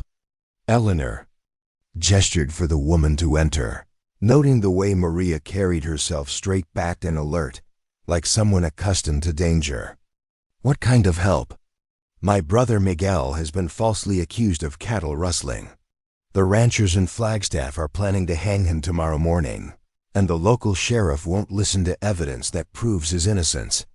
Eleanor had heard variations of this story dozens of times over the past 2 years. Frontier justice was often swift, but not always accurate. "What evidence?" Maria reached into her satchel and produced a leather-bound ledger. "Miguel keeps detailed records of his horse trading business. These entries prove he was in Tucson when the cattle were stolen from the Morrison Ranch. But Sheriff Clayton refuses to look at them." Eleanor examined the ledger, noting the careful handwriting and specific dates. The entries did indeed place Miguel Vasquez over 100 miles away during the time in question. But she also recognized the name Sheriff Clayton, a man whose definition of justice often depended on the color of a suspect's skin and the size of local ranchers' political influence. "Why come to me? Why not appeal to the territorial marshal?" "Because the territorial marshal is afraid of the Morrison family. They own half the land between Flagstaff and the Grand Canyon, and they want someone to hang for their missing cattle. Miguel is convenient, a Mexican horse trader with no political connections." Eleanor studied Maria's face, seeing the desperation there, but also something else, a steely determination that reminded her of herself before that wedding day confrontation with Jake Brennan. "What makes you think I can succeed where others have failed?" "Because you're Eleanor Hartwell," Maria said simply. "Because you've never let politics or prejudice stop you from doing what's right. Because my brother is going to die if someone doesn't help him, and you're the only person in the territory who might be able to save him." Eleanor looked again at the governor's letter, then at the young woman whose brother's life hung in the balance. The federal position represented security, prestige, and the chance to make changes on a grand scale. But Maria Vasquez represented something more immediate, a person in need, a wrong that needed righting, the kind of hands-on justice that had drawn Eleanor to law enforcement in the first place. "How long do we have?" Eleanor asked, already beginning to plan their route to Flagstaff. Relief flooded Maria's face. "The hanging is scheduled for noon tomorrow. If we ride hard, we can reach Flagstaff by dawn." Eleanor gathered her gear with practiced efficiency, then paused at her writing desk to compose a brief telegram. "This is going to the governor," she explained to Maria, declining his offer and requesting a meeting to discuss alternatives. "You're turning down a promotion to help my brother?" "I'm remembering why I became a deputy in the first place," Eleanor replied. "Some things are more important than advancement." They rode out of Prescott as the sun reached its zenith, pushing their horses at a pace that would cover the 60 miles to Flagstaff in record time.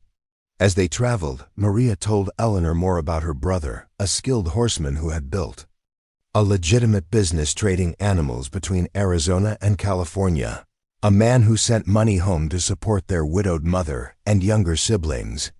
Miguel's biggest mistake was being successful, Maria explained as they rested their horses beside a mountain stream. Some people can't accept that a Mexican can prosper through honest work. They assume any success must be the result of theft or cheating. Eleanor recognized the pattern. She had seen it countless times in her travels through the territory. Prejudice and fear are often masqueraded as justice, allowing people to rationalize actions they would never consider taking against someone who looked like them or shared their background.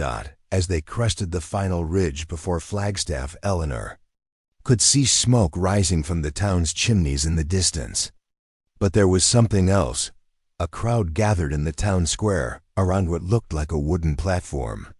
Even at this distance, she could see the gallows being erected for tomorrow's execution. "We need to be smart about this," Eleanor told Maria as they approached the outskirts of town. "Riding in and demanding justice might just get us both arrested. Sheriff Clayton has the local authority, and the Morrison family has the political influence. We need to find a way to turn that against them." They entered Flagstaff as the sun was setting, riding slowly down the main street while Eleanor assessed the situation. The town was larger than she had expected, with several saloons, a hotel, and the kind of permanent buildings that spoke of prosperity and stability. But underneath the surface respectability, she could sense the tension that preceded a public execution. Eleanor and Maria took rooms at the Frontier Hotel, then made their way to the saloon where they knew they would find the people whose opinions shaped local sentiment. The Broken Wheel was exactly what Eleanor expected, a gathering place for ranchers, miners, and townspeople who had come to discuss tomorrow's hanging. "Shame about that Mexican horse trader," she heard one man saying as they found seats at a corner table. "Seemed like a decent enough fellow." "Decent or not, he stole Morrison cattle," replied another voice. "Can't let that kind of thing go unpunished, or every rustler in the territory will think they can help themselves to our livestock." Eleanor exchanged glances with Maria, noting how the speakers had already accepted Miguel's guilt as an established fact. But she also noticed something else: doubt in some faces, uncertainty among people who weren't entirely convinced they were about to witness justice. "Excuse me," Eleanor said, approaching the group of men. "I'm Deputy Eleanor Hartwell, Territorial Marshal Service. I couldn't help overhearing your conversation about tomorrow's execution." The effect of her name was immediate. Conversations stopped, heads turned, and she found herself the center of attention. Eleanor had learned to use her reputation strategically, and this seemed like the perfect opportunity. "You're the one who brought down Jake Brennan," said an older man with the weathered hands of a rancher. "Heard you took on his whole gang single-handed." "I've had some success bringing criminals to justice," Eleanor replied modestly. "Which is why I'm concerned about what I've been hearing regarding this Miguel Vasquez case. In my experience, rushing to judgment often leads to hanging the wrong man." A murmur rippled through the crowd. Sheriff Clayton, who had been drinking at the bar, pushed his way through the gathered men. He was a heavy-set man in his 50s, with the kind of mustache that suggested self-importance, and the bloodshot eyes that spoke of too many nights spent in saloons. "Deputy Hartwell," Clayton said with forced courtesy. "I wasn't aware the Territorial Marshal's office was taking an interest in local matters." "Justice is everyone's concern, Sheriff. I'd like to examine the evidence against Vasquez, if you don't mind." Clayton's face reddened. "The evidence is clear enough. Morrison cattle went missing, and Vasquez was in the area. That's all the evidence a jury needs. Was he actually seen stealing the cattle? Are there witnesses who can place him at the Morrison ranch during the theft? Well, no, but then what you have is suspicion, not evidence." Eleanor's voice carried the authority of someone accustomed to being obeyed. "In my experience, successful prosecutions require more than geographic proximity." The crowd was listening intently now, and Eleanor could see doubt beginning to spread among the faces around her. These were fundamentally decent people who wanted to see justice done, but they also wanted to be certain they weren't making a terrible mistake. "Look here," Clayton blustered. You can't just ride into town and start questioning local decisions. I've been a sheriff for 8 years, and I know my business. I'm sure you do, Eleanor replied smoothly. Which is why I'm certain you'd want to examine any evidence that might exonerate an innocent man. Maria, would you show the sheriff your brother's ledger? Maria stepped forward and opened the leather-bound book, pointing to the relevant entries. These records show Miguel was in Tucson on the days in question, selling horses to the cavalry garrison. There are witnesses officers who can verify his presence. Clayton barely glanced at the ledger. Could be forged. Mexicans are clever. That way. The casual racism in his statement hung in the air like smoke, and Eleanor saw several men in the crowd shift uncomfortably. She had found her opening. Sheriff Clayton, Eleanor said, her voice carrying a dangerous edge. Are you suggesting that official cavalry records have been forged? Because that's a federal crime, and impugning the integrity of Army officers is a serious matter. Clayton's face went pale as he realized the trap he had walked into. I didn't mean that is, I wasn't suggesting. Because if you have evidence of document fraud involving federal military personnel, I'll need to report that to my superiors immediately. It would certainly explain why you're so eager to proceed with this execution without a thorough investigation. The sheriff was sweating now, caught between his prejudices and his fear of federal scrutiny. Around him, the crowd was beginning to mutter among themselves, questioning whether they really wanted to proceed with an execution based on such flimsy evidence. Now see here, came a new voice from the back of the room. I won't have some interfering federal deputy questioning Sheriff Clayton's judgment. Eleanor turned to see a tall, well-dressed man in his 60s pushing through the crowd. She didn't need an introduction to know this was Harrison Morrison, the powerful rancher whose missing cattle had started this whole affair. Mr. Morrison, I presume, Eleanor said with icy politeness. I'm simply trying to ensure that justice is served properly. Surely you want the real rustlers caught, not just the most convenient suspect. Morrison's eyes glittered with anger. That Mexican stole my cattle, and he's going to hang for it. I won't be satisfied with anything less, even if he's innocent. He's not innocent, he's Mexican. The baldly racist statement fell into absolute silence. Even the sheriff looked uncomfortable with Morrison's bluntness, and several men in the crowd took visible steps away from the rancher. Eleanor smiled coldly. Mr. Morrison, you've just confessed to conspiracy to commit murder based on racial prejudice. That's a federal crime, and I have a room full of witnesses. Morrison realized his mistake immediately, his face flushing red with anger and embarrassment. You can't, I didn't. You just stated publicly that you intend to hang a man not because of evidence, but because of his ethnicity. That's conspiracy to commit murder, and it gives me federal jurisdiction over this case. The room erupted in excited conversations as people realized what had just happened. Eleanor had maneuvered Morrison into confessing his true motives in front of dozens of witnesses, giving her the legal authority she needed to intervene. Sheriff Clayton, Eleanor said, her voice cutting through the noise, I'm placing Miguel Vasquez in federal custody pending a proper investigation. Any attempt to proceed with tomorrow's execution will be considered obstruction of federal justice. Clayton looked desperately between Eleanor and Morrison, caught between federal authority and local political pressure. But Eleanor's reputation and the crowd's shifting mood made his choice inevitable. Yes, ma'am, he said reluctantly. I'll have the prisoner transferred to your custody. As the crowd began to disperse, buzzing with excitement over the unexpected turn of events, Maria approached Eleanor with tears in her eyes. Thank you, she whispered. You saved my brother's life. We're not finished yet, Eleanor replied.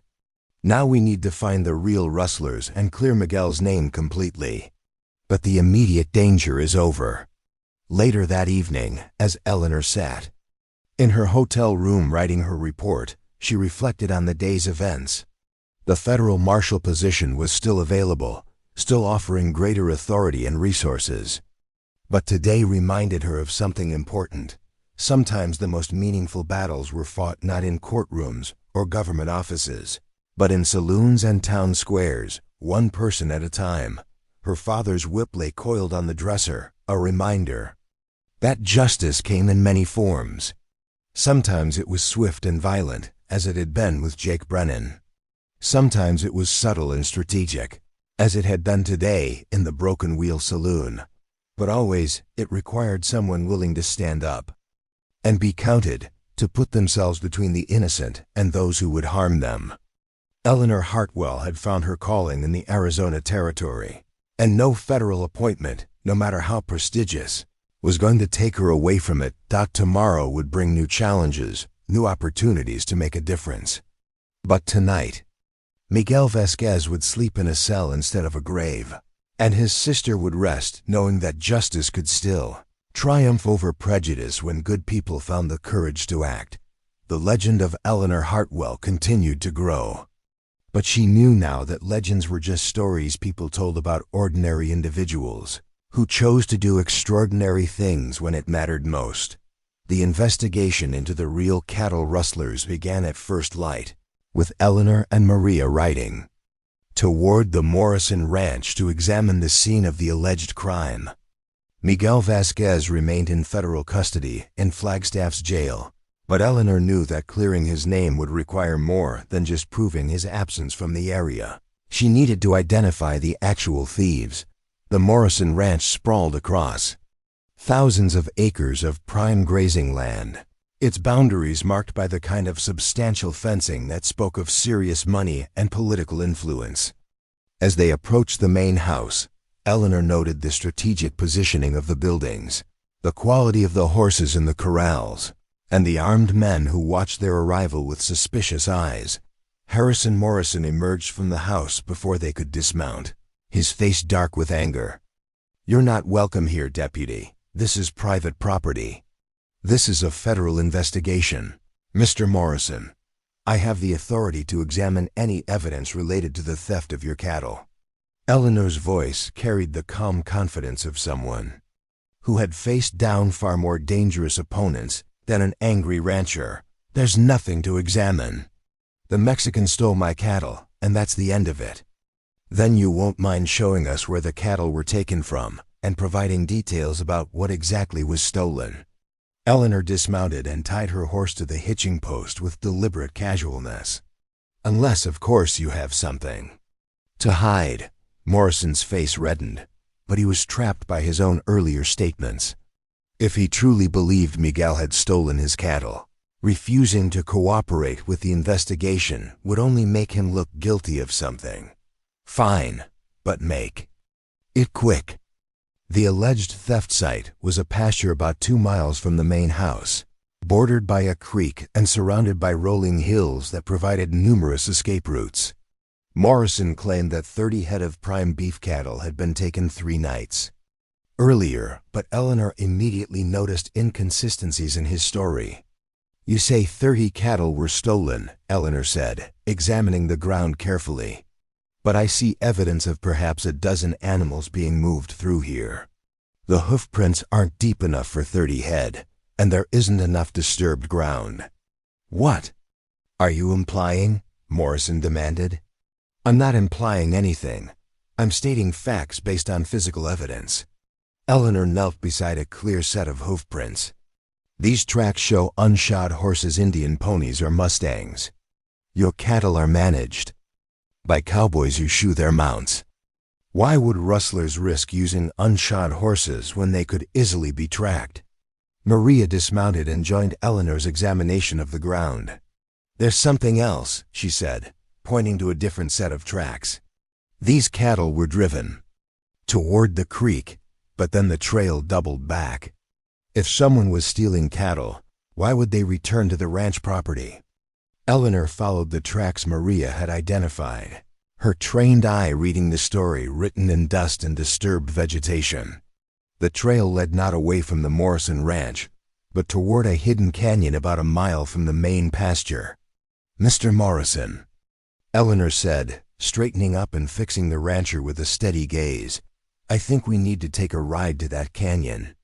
The color drained from Morrison's face. There's nothing in that canyon. It's just rough country, unsuitable for cattle.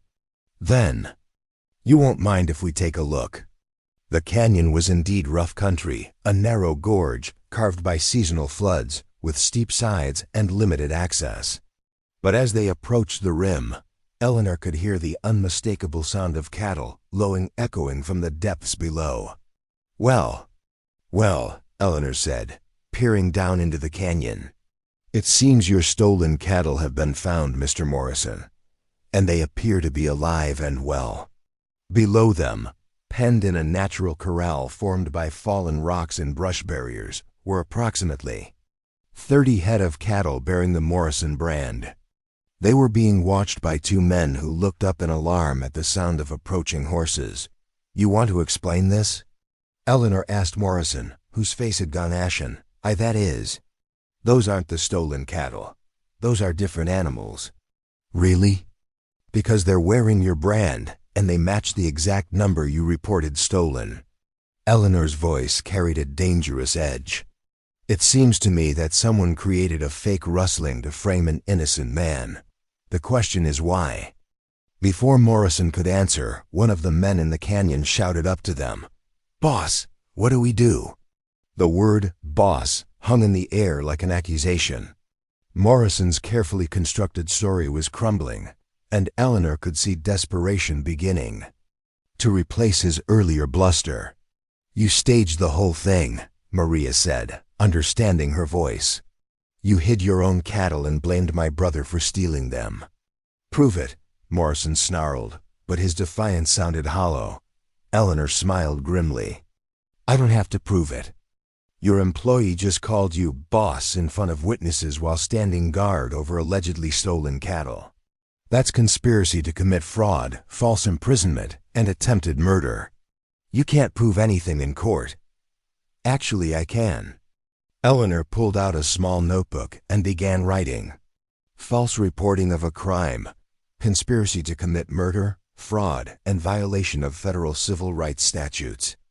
The territorial judge might have been influenced by your money, Mr. Morrison, but federal courts are a different matter entirely.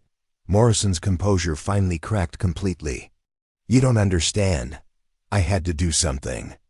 That Mexican was taking business away from my cattle operation with his horse trading. People were starting to think they didn't need to buy from me anymore. So you decided to eliminate the competition by framing him for a crime you invented, Eleanor said coldly. How many other innocent people have you destroyed over the years, Mr. Morrison? The rancher's face twisted with a mixture of rage and defeat. You think you're so smart, don't you? You think your federal badge makes you untouchable? Well, let me tell you something about power in this territory. He never finished the sentence. Morrison's hand moved toward the gun at his hip, but Eleanor's whip was already singing through the air. The leather length wrapped around his wrist with surgical precision, jerking his arm away from his weapon. Don't make this worse than it already is, Eleanor warned. You're already facing federal charges. Adding assault on a federal officer would just guarantee you more prison time. The two men in the canyon had started climbing toward them, but they stopped when they saw their boss disarmed and defeated. Eleanor could see the calculation in their eyes, weighing loyalty against self-preservation and finding loyalty wanting. Smart choice, Eleanor said to the climbing men. Stay where you are, and you might avoid the worst of the charges. Over the next hour, Eleanor took detailed statements from Morrison's employees, both of whom were eager to cooperate once they realized their boss's scheme had collapsed. The story that emerged was even worse than she had initially suspected. Morrison had been using false, rustling claims to eliminate competition and acquire land for years. Miguel Vasquez was just the latest victim in a pattern of fraud and intimidation that stretched back nearly a decade. Other Mexican and Native American ranchers had been driven out of business through similar schemes, their land eventually ending up in Morrison's hands through foreclosure or forced sales. How many people? Eleanor asked one of the employees, a nervous man named Roberts who seemed genuinely remorseful about his participation in the scheme. 6, maybe 7 families over the years, Roberts admitted. Boss always said we were just protecting our livelihoods, but I started having doubts when he wanted us to plant evidence on that horse trader. What kind of evidence? Cattle brands. From other ranches. Things that would make it look like Vasquez had been rustling all over the territory. Roberts pulled a leather pouch from his saddlebag. I couldn't go through with it. Seemed wrong to destroy a man's life over business competition. Eleanor examined the contents of the pouch iron stamps that could be used to alter cattle brands, making it appear that animals had been stolen from multiple sources. The evidence was damning, providing proof of Morrison's systematic criminal enterprise. As they prepared to return to Flagstaff with their prisoners, Maria approached Eleanor with tears in her eyes. I don't know how to thank you. You've saved my brother's life and exposed years of injustice. Thank me for making sure this story gets told, Eleanor replied. People need to know what happened here, how close they came to hanging an innocent man. That's the only way to prevent it from happening again. The ride back to Flagstaff was subdued, with Morrison maintaining sullen silence while his employees alternated between nervousness and relief. Eleanor used the time to plan her next moves. The legal proceedings would be complex, involving both territorial and federal jurisdictions, but the evidence was overwhelming. Sheriff Clayton was waiting at the jail when they arrived, his face a mixture of embarrassment and apprehension. The events of the previous evening had clearly shaken him, and Eleanor suspected he was already calculating how to distance himself from Morrison's schemes. Deputy Hartwell, Clayton said as they dismounted, I want you to know that I had no idea about Morrison's irregularities if I had known. If you had done your job properly, you would have investigated the evidence instead of rushing to judgment, Eleanor replied curtly. Miguel Vasquez nearly died because you were more interested in pleasing powerful ranchers than seeking the truth. Clayton's face reddened, but he had no defense against the accusation. Eleanor could see other townspeople gathering to watch the proceedings, word having spread quickly about the morning's revelations. Is it true? Called out one of the men from the previous night's saloon gathering. Did Morrison fake the whole thing? Mr. Morrison has confessed to staging the cattle theft and framing Miguel Vasquez, Eleanor announced, her voice carrying clearly across the growing crowd. He will face federal charges for conspiracy, fraud, and violation of civil rights. Murmur rippled through the assembled townspeople, a mixture of shock, anger, and embarrassment. Many of them had been prepared to witness an execution based on Morrison's lies, and the realization of how close they had come to committing a terrible injustice was sobering. Eleanor supervised the release of Miguel Vasquez, who emerged from his cell looking haggard but relieved. The reunion between brother and sister was emotional, with both of them expressing gratitude that Eleanor found difficult to accept gracefully. You saved my life, Miguel said, gripping Eleanor's hand firmly. If there's ever anything I can do to repay you, build your business, Eleanor replied. Succeed honestly, and show people that justice can triumph over prejudice. That's the best revenge against men like Morrison.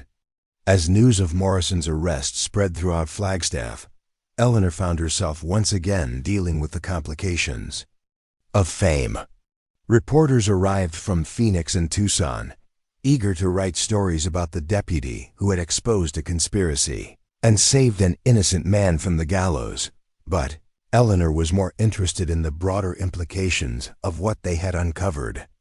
Morrison's scheme represented a pattern of corruption that likely extended beyond Flagstaff, and she suspected similar injustices were occurring throughout the territory. That evening, Eleanor sat in her hotel room writing a comprehensive report for the territorial marshal. She recommended a thorough investigation of land transactions and criminal prosecutions throughout the region, looking for other cases where powerful ranchers might have used false accusations to eliminate competition. A knock at her door interrupted. Her writing. She opened it to find a distinguished gentleman in his 50s, wearing the kind of expensive suit that marked him as someone from back east. Deputy Hartwell? My name is William Patterson, and I represent the Justice Department in Washington. I've been following your work in the territory with great interest. Eleanor invited him in, curious about what had brought a federal official to Flagstaff. Patterson explained that the Morrison case had attracted attention at the highest levels of government, where officials were concerned about the rule of law in the territories preparing for statehood. Arizona will likely achieve statehood within the next few years, Patterson explained. But there are concerns in Washington about whether territorial law enforcement is adequate to handle the challenges of a modern state. Your work suggests that it might be. What are you proposing? A new position, territorial special investigator, with authority to investigate corruption and civil rights violations throughout Arizona. You would report directly to Washington with resources and support that local authorities can't provide.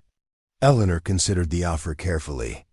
It was similar to the federal marshal position she had declined, but with a more specific focus on the kinds of cases that had drawn her to law enforcement in the first place. I'd want guarantees about jurisdiction and authority, Eleanor said. Finally, too many federal positions get bogged down in bureaucracy and politics. You would have complete investigative authority and the backing of the Justice Department. The goal is to clean up the territory before statehood, and that requires someone with your particular skills and reputation. Eleanor thought about Miguel Vasquez, about all the other innocent people who might be facing false accusations or corrupt local officials throughout the territory. The position would give her the resources to help them on a much larger scale. I'll take it, she said, but with conditions. Name them. I choose my own cases and my own methods. I report to Washington, but I answer to my conscience. And I keep working in the field, no desk job in some federal building. Patterson smiled. I wouldn't expect anything else from the woman who brought down Jake Brennan and exposed the Morrison conspiracy. Welcome to the Justice Department, Special Investigator Hartwell. As Patterson left to arrange the paperwork, Eleanor walked to her window and looked out at the lights of Flagstaff.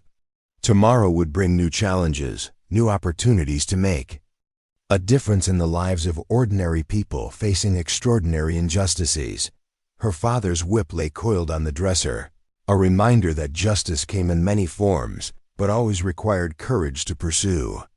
Eleanor Hartwell had found her calling in the service of justice, and now she had the authority and resources to pursue it on a scale she had never imagined. The legend of Eleanor Hartwell was evolving again.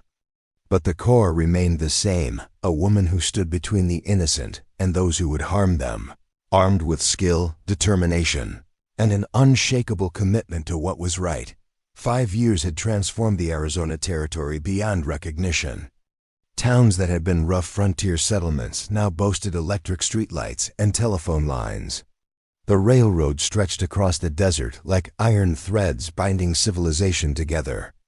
And through it all, Eleanor Hartwell had been there, ensuring that progress didn't come at the expense of justice. On a crisp February morning in 1888, Eleanor stood on the steps of the new territorial courthouse in Phoenix, watching as workmen installed a bronze plaque commemorating the territory's journey toward statehood. In 6 months, Arizona would officially become the 48th state, marking the end of an era and the beginning of something entirely new.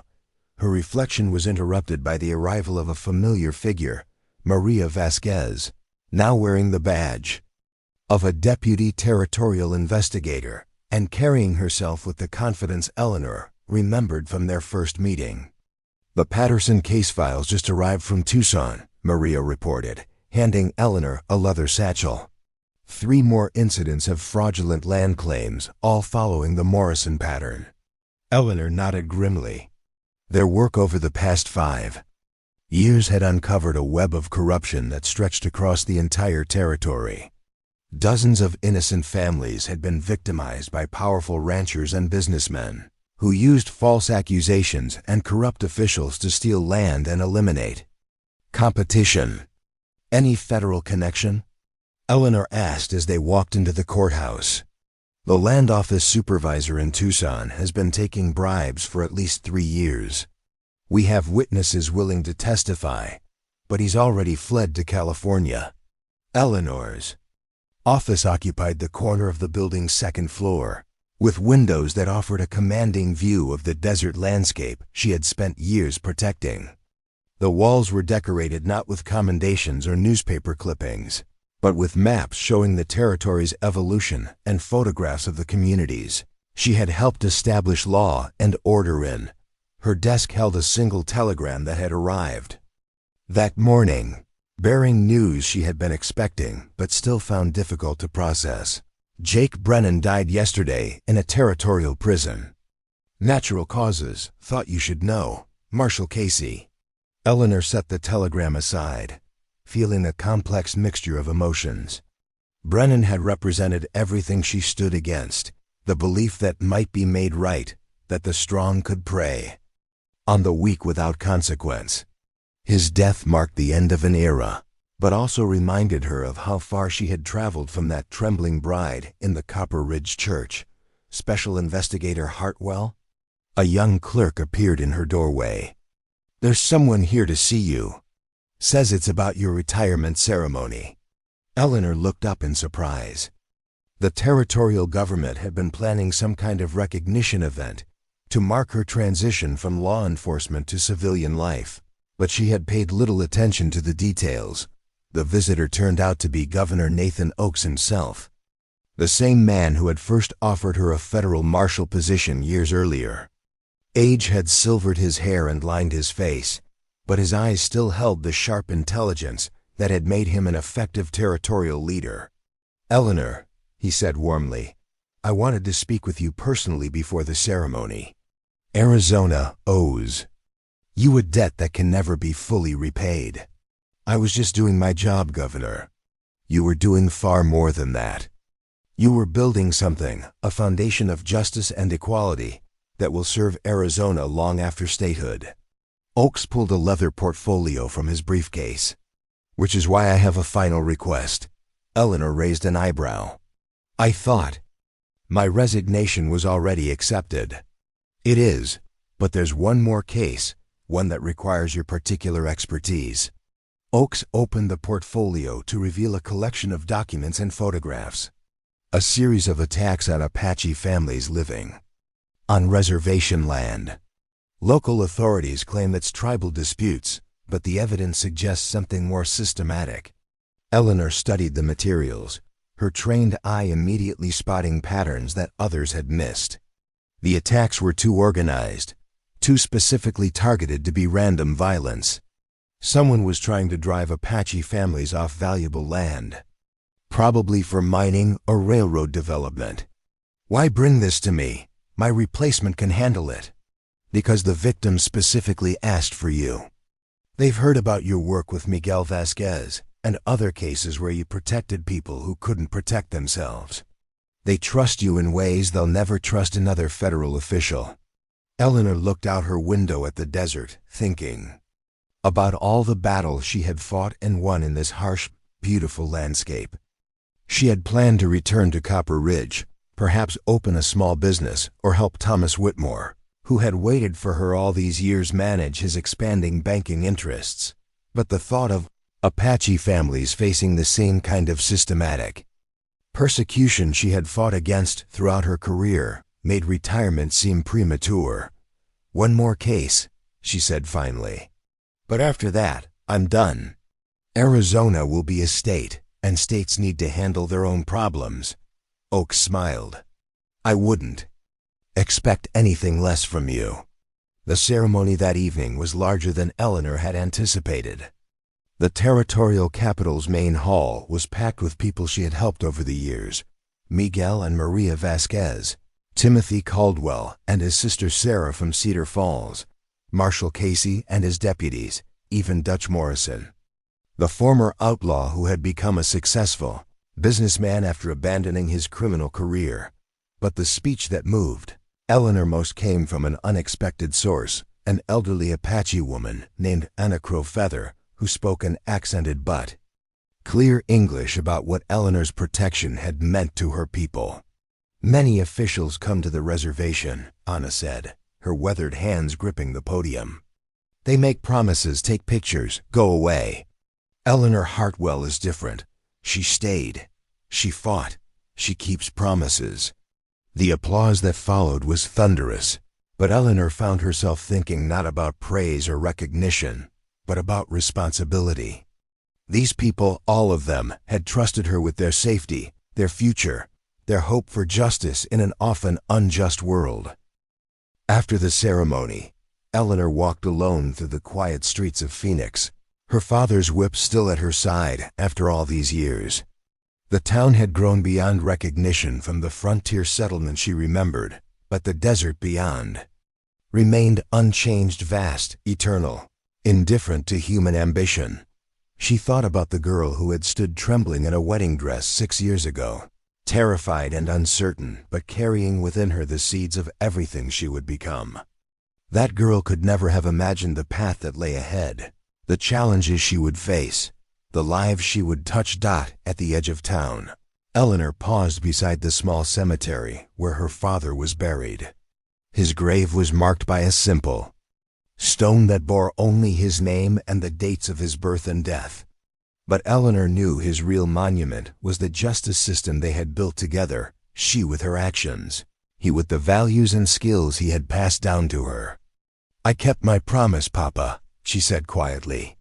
"I used your gift to protect people who couldn't protect themselves. I hope that's what you wanted." The wind across the desert carried no answer, but Eleanor felt a sense of peace she hadn't experienced in years.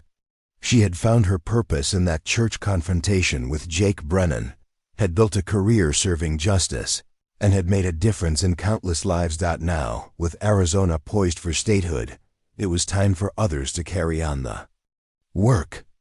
Maria Vasquez and deputies like her represented a new generation of law enforcement officers who understood that true strength came not from power over others, but from the protection of those who needed help. Eleanor's last case, the Apache families facing persecution, would be solved just as all the others had been, through careful investigation, strategic thinking, and the courage to stand up to those who believed might made right. After that, she would finally return to Copper Ridge, to the quiet life she had postponed in service of something larger than herself. But as she walked back toward town, Eleanor knew that retirement wouldn't mean the end of her story. The legend of Eleanor Hartwell would continue to inspire others long after she hung up her badge, reminding future generations that ordinary people could accomplish extraordinary things when they found the courage to stand up for what was right. The whip at her side seemed to pulse with its own life, a reminder that some gifts are meant to be shared, some talents are meant to serve others, and some people are meant to stand between the darkness and the light. Eleanor Hartwell had answered that call, and in doing so, had helped transform not just the Arizona territory, but the very idea of what justice could mean on the American frontier. Behind her, the lights of Phoenix glowed against the star-filled sky, marking humanity's slow but steady conquest of the wilderness. Ahead lay new challenges, new opportunities, and the satisfaction of a life lived in service to something greater than personal ambition. The trembling bride was gone forever, replaced by a woman who had found her strength and used it to make the world a little safer, a little more just, a little more worthy of the dreams that had drawn so many people to this harsh and beautiful land. Up next, you've got 2 more standout stories right on your screen. If this one hits the mark, you won't want to pass these up. Just click and check them out. And don't forget to subscribe and turn on the notification bell so you don't miss any upload from us.